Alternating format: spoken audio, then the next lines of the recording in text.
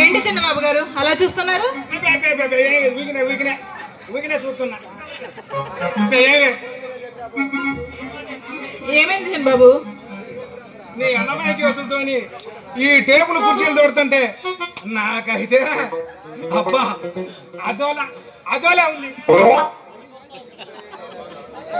నీకెందుకు బుచ్చిబాబు బాధ? అదే నాకు అర్థం కావట్లా. అరిచేత మందాన నీ చేతులు చికిచికమైన చేతులు ఇలా కుర్చీలు బల్లాలు తోడుతుంటే నా సావిరంగా నాకు ఏదో గుర్తొస్తుంది. ఏం చేస్తాం బుచ్చిబాబు, కడుపు నింపుకోవడం కోసం ఏదో ఒక పని చేయాలి కదా. ఓహో, అరే కడుపు కోసం ఇలాంటి పని చేయాలా?